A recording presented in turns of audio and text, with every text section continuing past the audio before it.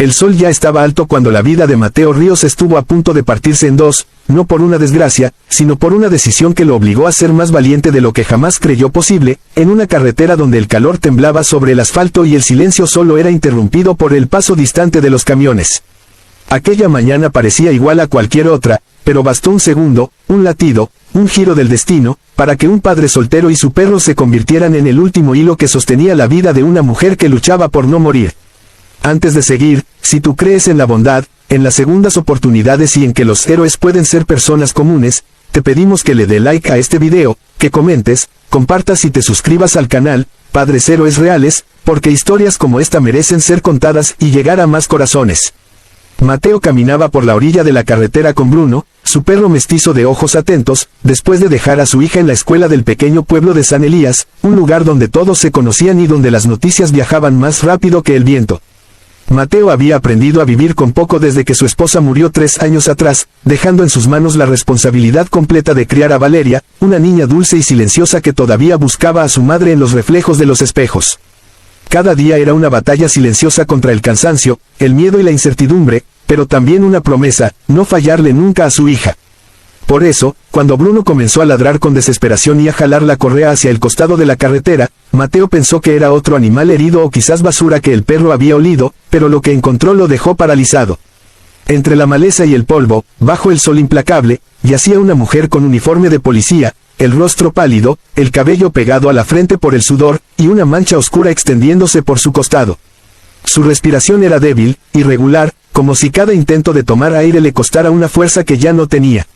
Mateo sintió cómo el corazón le golpeaba el pecho con violencia, porque no era solo el miedo a la sangre, era el miedo a no saber qué hacer, a no ser suficiente, a no llegar a tiempo. Nadie pasaba por esa carretera a esa hora, y su teléfono apenas tenía señal. Bruno se acercó con cuidado, olfateando, como si entendiera que esa persona necesitaba ayuda urgente, y Mateo, con manos temblorosas, se arrodilló junto a ella tratando de mantener la calma, recordando vagamente lo que había visto alguna vez sobre primeros auxilios, presionando la herida con su propia camiseta, hablándole aunque no sabía si ella podía escucharlo, rogándole al cielo que no lo dejara solo en ese momento. La mujer abrió los ojos apenas, lo suficiente para mirarlo, y en esa mirada había miedo, pero también una extraña calma, como si supiera que su vida dependía de ese desconocido y de un perro que no dejaba de mover la cola nerviosamente. Mateo decidió que no podía esperar, que debía moverla aunque fuera peligroso, porque quedarse allí era una sentencia de muerte. Con esfuerzo, la cargó hasta su viejo automóvil estacionado unos metros más atrás, acomodándola en el asiento trasero, mientras Bruno saltaba dentro, como guardián silencioso.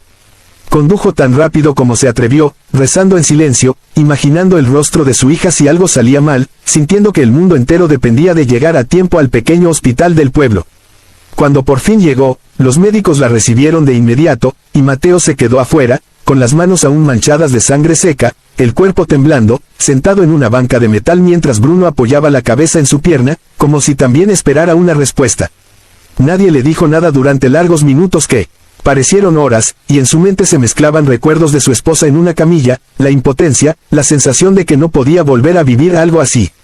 Pensó en Valeria, en si debía llamar a alguien, en si había hecho lo correcto al moverla, en si ese pequeño error podría costarle la vida a esa mujer.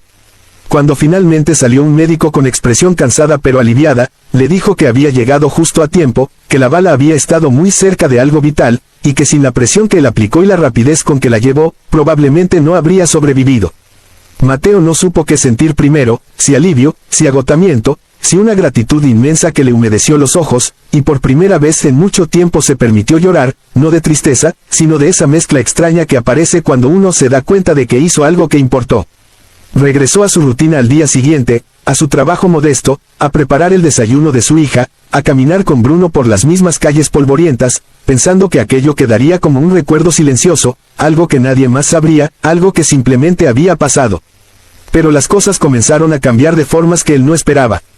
Una semana después, el pueblo entero hablaba de la policía que había sobrevivido a un ataque en la carretera, de cómo un hombre y su perro la habían encontrado, y aunque nadie sabía exactamente quién era, el rumor se extendía como fuego en campo seco. Hasta que una tarde, mientras Mateo barría el frente de su casa, un auto oficial se detuvo frente a su puerta, y de él bajó una mujer apoyada en un bastón, con el uniforme impecable y una sonrisa que parecía contener más gratitud de la que las palabras podían expresar.